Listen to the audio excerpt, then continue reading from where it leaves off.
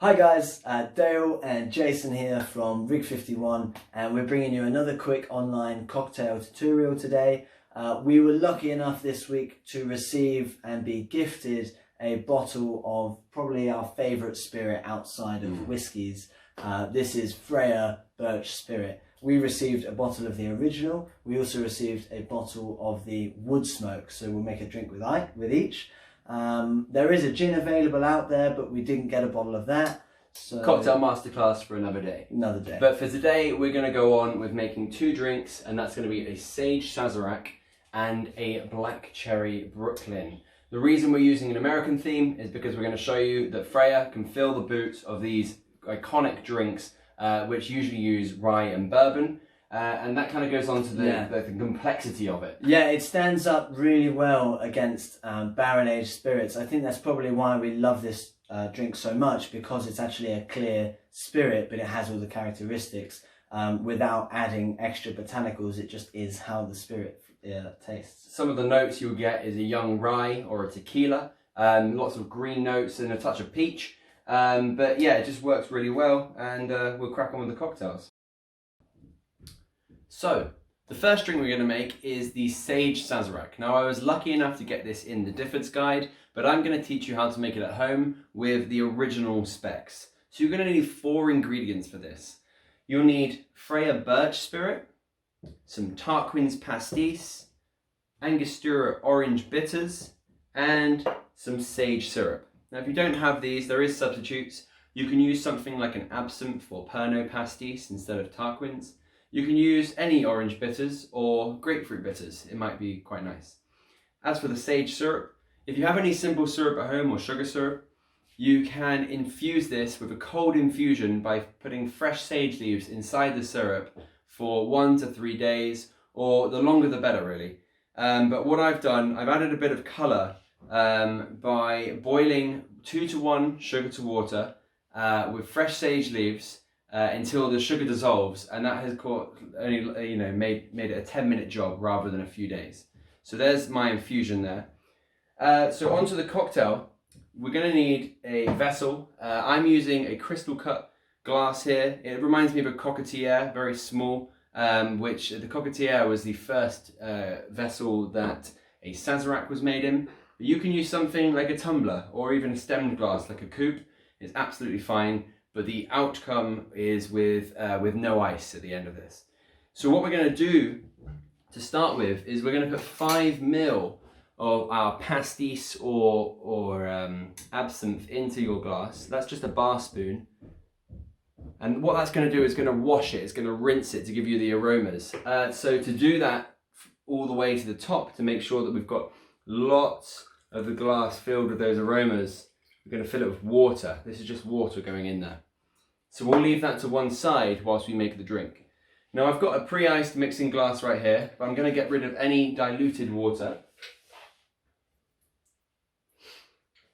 And then we can crack on with the drink. So we'll go for 50 ml, a double shot, or 2 single shot glasses you may have at home of our Freya Birch Spirit. Straight into the mixing glass like that. And then we'll go on to 2 dashes of Angostura Orange Bitters. Now on the Difford's Guide website it says Angostura Bitters, but that will give it too much colour, even though it does taste nice. And I like to give off this kind of clear, complex outcome of a drink. And then we go on to the sage syrup. Even though it's quite green, it's still gonna be quite clear when it comes out, and we'll have a nice final drink. So we're going to go for 5 ml, so 5 to 7.5 ml of this. So just about a fifth of your smaller half of the jigger, or even just a bar spoon and a half. So without it diluting too quickly, we're going to stir that for only up to 10 seconds. You really don't want too much dilution. We want a lot of those flavour compounds, the herbalness, the greenness to come through to bolster the Freya's fragrance. So onto the glass. We'd usually use crushed ice in a bar, but we've used water today, and we can just we can get rid of that now. And what that's going to do is give you the aromas around. So it's not going to be like an absinthe-based drink. It's just going to give you that kind of anise, licorice aroma. Beautiful. So single strain. There's no shards of ice or citrus in here, so we can go straight into our glass.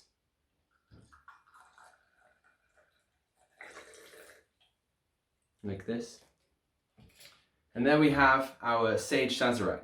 But to garnish, we're just going to get some fresh sage leaves. I like to use a small sprig, like this. And we can just slap that around the glass as well to let off some oils, some essential oils, and we can place that in the glass. So we have a sage Sazerac ready to serve. Cheers, everyone.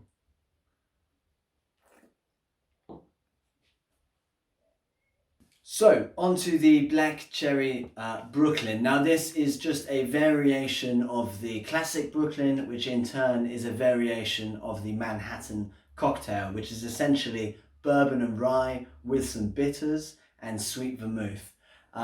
For a Brooklyn, you then add a little bit of Luxardo maraschino cherry liqueur. I'm actually going to substitute that for black cherry syrup, so I won't need that. Now the main ingredient is obviously going to be Freya Woodsmoke. So take a stirring glass full of cubed ice, and your measure, we're going to be using 50 milliliters of the Freya Woodsmoke. Straight over the ice, beautiful.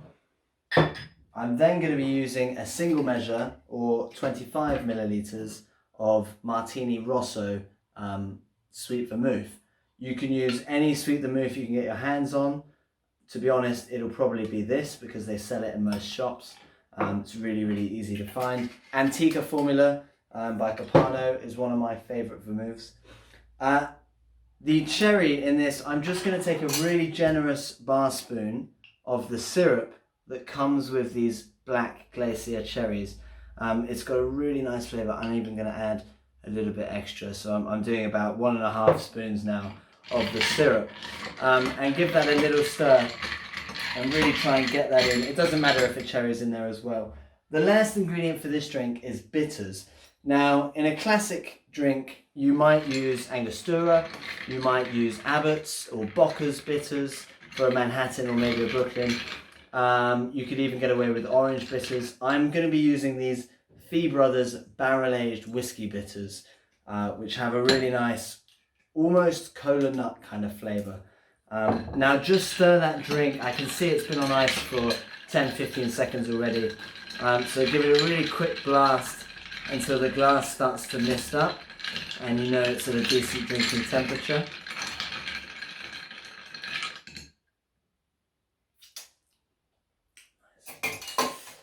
Now, traditionally served in a champagne goblet, you know, not a flute, but like a shallow sort of coupe. I'm going to be using this tall stem tulip glass because it's one of our favourite to serve this type of drink in. There's no need to fine strain because you don't have any citrus juices in there and you haven't shaken it, so there's not going to be any shards of ice. So there you have your Black Cherry Brooklyn. Now for a garnish, you can just cut yourself a 50p slice of orange zest and then just gently squeeze that over the top of the drink, not too close, just to get the oils on the surface of the drink. And then if you want to feel it on your fingers, then just rub some up the stem of the glass, but discard that afterwards. That's all. Thanks a lot, guys. Cheers for joining us on our quick masterclass on Freya. If you have any questions about it or even where to get it from, just ask and we'll be happy to answer. Yeah, and also we'll try and get hold of a bottle of the Freya gin, and we'll bring you another video using that pretty soon. Beautiful. Cheers.